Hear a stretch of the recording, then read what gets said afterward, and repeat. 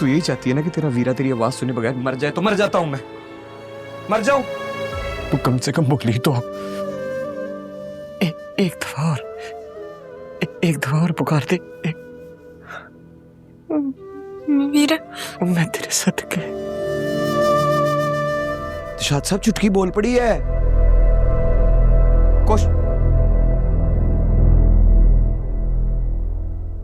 अल्लाह खैर।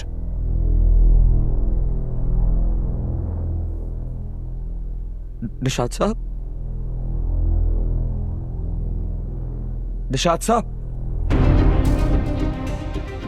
निशात साहब। मैं ऐसा ही कर रहा हूँ लैला, और तुम मुझे रोक नहीं सकती। तुम मेरे होते हुए उसे इस घर में कैसे ला सकते हो? जितना ये घर तुम्हारा है उतना ही उसका भी है। अगर तुम्हारी अम्मी ने खुद उसे इस घर से निकाला था, उन्होंने खुद कहा था कि उसका वजूद वो इस घर में नहीं चाहती। अब वो चाहती हैं कि नीलम वापस आ जाए, ये उन्हीं की ख्वाहिश है।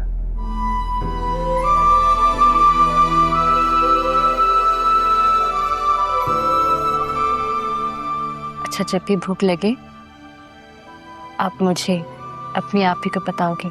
जी ठीक है।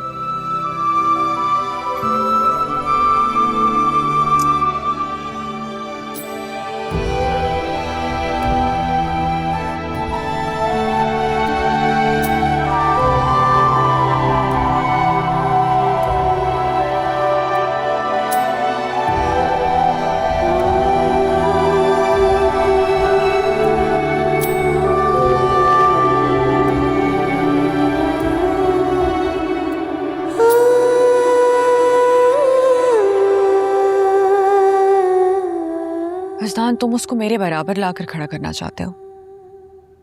नहीं नहीं, तुम्हारी बराबरी तो वो कर ही नहीं सकती। कहां तुम और कहां वो। नीलम का मुकाम तुमसे कई दर्जे ऊपर है। She is just more superior than you are. What? Laila, मुझे खुद पे यकीन नहीं आ रहा कि मैंने तुम पे भरोसा किया। मुझे क्या पता था, फिर से तुम पर भरोसा करके मैं दलदल में इमारत खड़ी करने जा रहा था। लेकिन अब इस घर की असल बहू आने वाली है। मामा का ख्याल रखने, सनी को प्यार करने। ठीक है, तुम जो करना चाहते हो कर लो। इस घर में लाना है उसको, ले आओ। मगर एक बात याद रखना वजदान, मैं तुम्हें कभी खुश नहीं रहने दूंगी, ना तुम्हें और ना तुम्हारी उस नीलम को। तुम्हें पहचान तो मैं कभी भी नहीं पाई, लेकिन इस बात का अंदाजा अभी मुझे हो गया है कि तुम उससे मोहब्बत करते हो। तुम कह रहे हो कि तुम्हें उसे इस घर में लेकर आना है घर संभालने के लिए, पर असल में तुम उसे इसलिए लाना चाहते हो क्योंकि तुम्हें उससे मोहब्बत है। और अगर ऐसा है तो why don't you accept it? मान क्यों नहीं लेते तुम? ठीक है, तुम जाओ, शौक से लेकर आओ उसको इस घर में। मगर एक बात याद रखना कि जैसे तुम उसको लेकर आओगे, एक दिन वैसे ही इस घर से बाहर निकालोगे। ये मेरा वादा है तुमसे।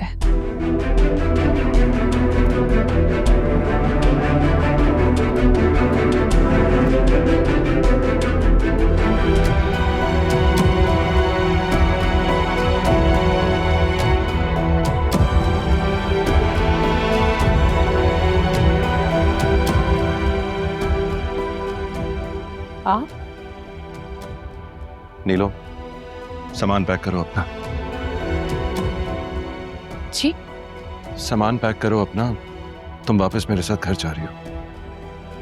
हाँ बेटा, आप अपना सामान पैक कीजिए और वजदान मियाँ के साथ जाइए। एक मिनट, किस हक से? जो रिश्ता तुम्हारा उस घर के साथ है, उसी हक से। अच्छा, और वो रिश्ता क्या है? ये वो रिश्ता है नीलम जिसके बगैर मेरा घर अधूरा है, जिसके बगैर मेरी माँ और बेटे की जिंदगी नामुकम्मल है।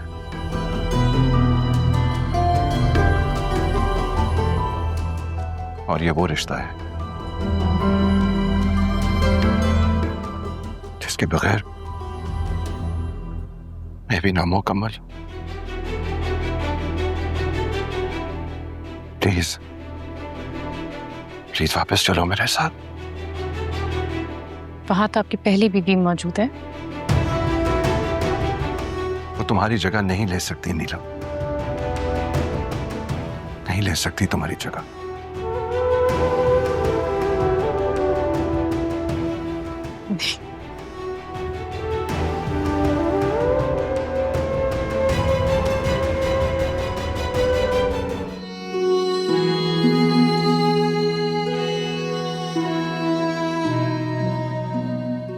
आखिर तू चाहती क्या है चुटकी? क्या चाहती है? 3 दिन से तूने खाना नहीं खाया, भूखी बैठी है। याद है तुझे जब हम गरीब थे, जब मैं तुझे खाना खाते हुए देखता था, तेरे हलक से नवाला उतरता था ना, तो मेरी भूख मिट जाती थी। अब तू खाना नहीं खा रही है तो तेरे साथ साथ 3 दिन से तेरे वीरे ने भी खाना नहीं खाया। क्या करूं? तो खाएगी तू? कैसे खाएगी? तो किसी और के हाथ से खाना चाहती है? नीली होती तो खाती।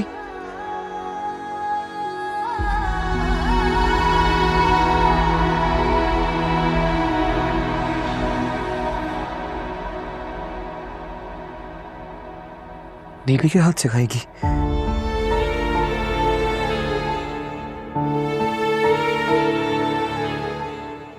बहुत याद आती है तुझे? याद तो मुझे भी आती है, अब कहां से लेके आऊं उसे? देख मेरी बात सुन चुटकी, अगर तूने खाना नहीं खाया ना तो तेरा वीरा भी भूखा रहा कि मर जाएगा, बता रहा हूं तुझे। तू यही चाहती है ना कि तेरा वीरा तेरी आवाज सुने बगैर मर जाए, तो मर जाता हूं मैं, मर जाऊं। वीरे,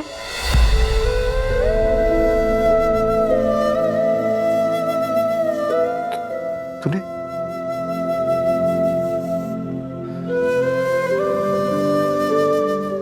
तूने क्या कहा? वीरे, तू, तेरी आवाज सुनने के लिए तरस गया था मैं। या अल्लाह, शुक्र है तू। चल तू कम से कम बोली तो अब। एक दफा और, एक दफा और पुकार दे। वीरे, मैं तेरे सदके। वीरे बुलाया उसने। और निशात साहब, जब मैंने उसकी आवाज सुनी तो मुझे ऐसा लगा कि हजारों गाने, हजारों नगमे, हजारों गीत, लाखों सुरों से बेहतर थी उसकी आवाज। यार दिलशाद, गलती हो गई मुझसे। मुझे चाहिए था कि मैं वो लम्हा रिकॉर्ड कर लेता। वो निशात साहब, जितने अमीर लोग होते हैं ना, जब इनका बच्चा जिंदगी में पहली दफा माँ या बाप का नाम लेता है या पहला कदम लेता है ना, तो ये लोग उस हसीन खूबसूरत लम्हे को कैमरे की आंख में कैद कर लेते हैं। पर मुझे खुशी इतनी ज्यादा थी, मेरा ध्यान ही नहीं रहा कि मैं। निशात साहब को जवाब क्यों नहीं दे रहे हैं आप? मेरी जिंदगी की सबसे बड़ी खुशी है और आप सुन पट्टी बैठे हैं। निशात साहब,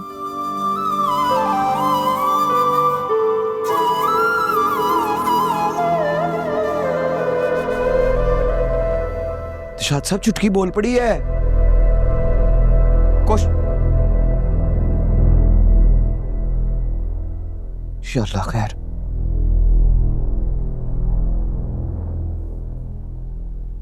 निशात साहब, निशात साहब,